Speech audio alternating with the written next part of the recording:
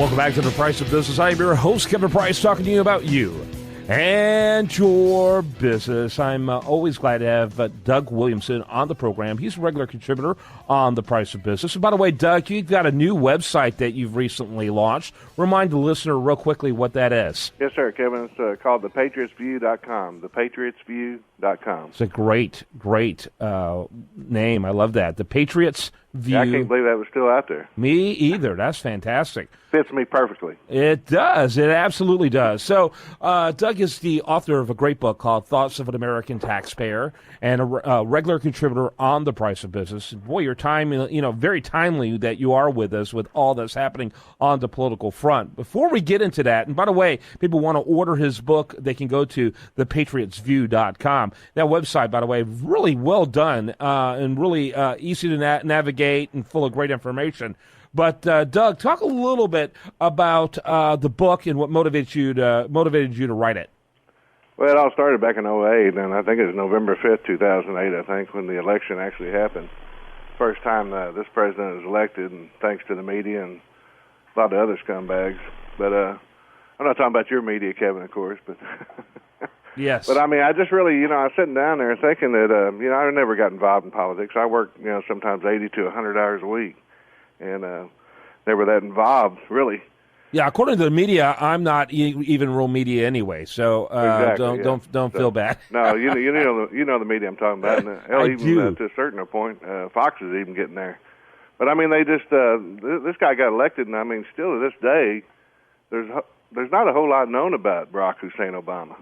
Yeah. I mean, the guy was just very mysterious, and not that John McCain was an outstanding candidate by no means, but, I mean, he was a lot better candidate than this guy, and after that election, I just started making notes, in a notebook or something, and all of a sudden I had a full notebook, and I thought, and I'm just going to go ahead and write this book. And I'm no author by any means. I am going to go to New York with my publisher, though, in December. I think it's 4th, 5th, and 6th at the Waldorf Astoria. And we're going to do some things in New York, so hopefully we'll get this thing launched. I mean, I did the original book. I think it was published in '09, then I did an update in 11 or 12, I think. Mm-hmm. So these books have been out there. It's just, of course, the media don't care about my books. They care about, saving their guy up in the White House. Yeah. So. Yeah, there seems to, to me, it's pretty obvious there's a lot of collusion going on between the so-called mainstream media, I like to call it lamestream media, and the hard left political establishment. That's so pervasive in our culture today. I mean, they've really created fertile ground. I think they don't know. I think I think they're starting to believe if you their want own to know lies. who created Donald Trump, and if you want to know who created Bernie Sanders, the lamestream media created both. Ideologically, the American people are now comfortable with a Bernie Sanders after the propaganda machine that the media has been for years about public policy. And then you take the entertainment side, and they're now perfectly prepared for Donald Trump. Both of these people are direct creations of the so-called mainstream media. Is that not unbelievable or what? I mean, it's just blows my mind. In the book, actually. Especially, I started it in the original book. I called them the Chavez-Obama media. Yeah. So. Yep. Yeah, and so it's an interesting situation. Going back to the original deal, I mean, I was just sitting there thinking about, the kids and the grandkids and everybody else out there that, do not have anybody speaking up for them. I mean, still, there's not a lot of people in the media. I mean, I think you and I started back in 11 or 12, I think, after that second one was published. And you were the only one really noticed that.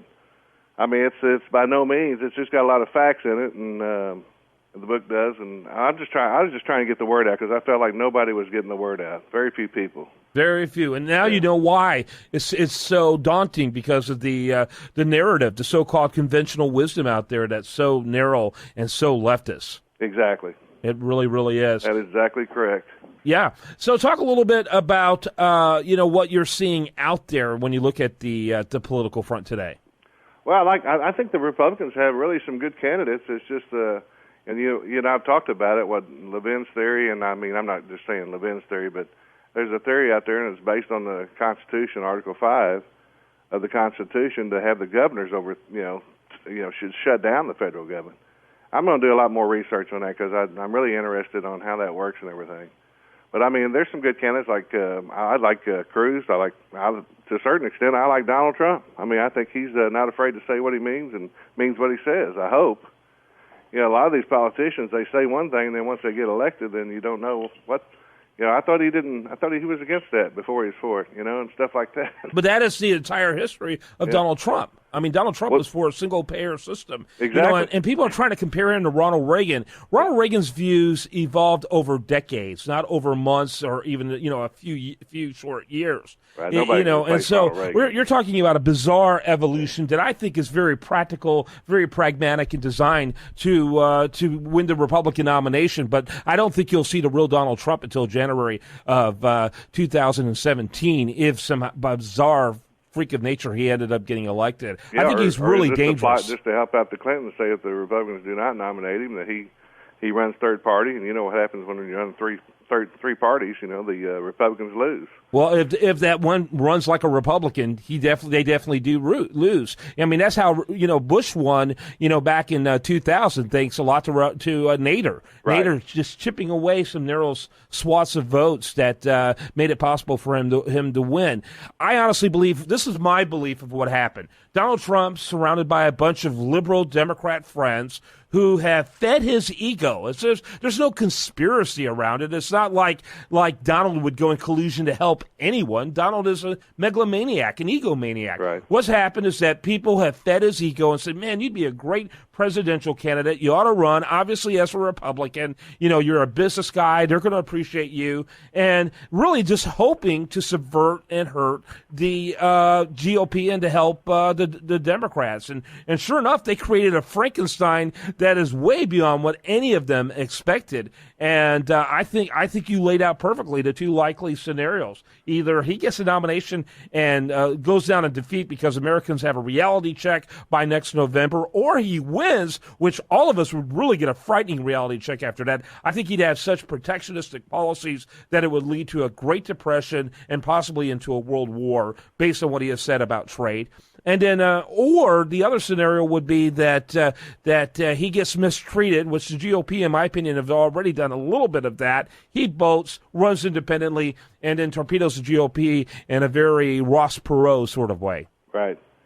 You know, a great ticket out there, Kevin, would be if they'd announce it and just hook up together, would be Ted Cruz and Ben Carson to a certain extent, or someone of that caliber. I mean, Cruz is a great politician, and he can articulate, you know, unlike a lot of the Republicans, what they stand for and everything. That, you know, it's for conservatism, capitalism, and everything against what Bernie Sanders stands for. Yeah. You know, they could really separate themselves from Bernie Sanders and to Hillary Clinton. I mean, she believes the same things as Obama. She's almost as communist and almost hates the country as almost as much as Obama. Yeah.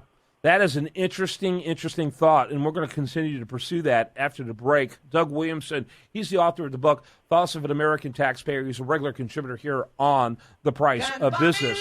Check out thepatriotsview.com, and we'll be back with more right after this on The Price of Business. I'll buy you a diamond ring, my friend, if it makes you feel all right. I'll get you anything, my friend, if it makes you feel all right. 'Cause I don't care too much for money, but money can buy me love.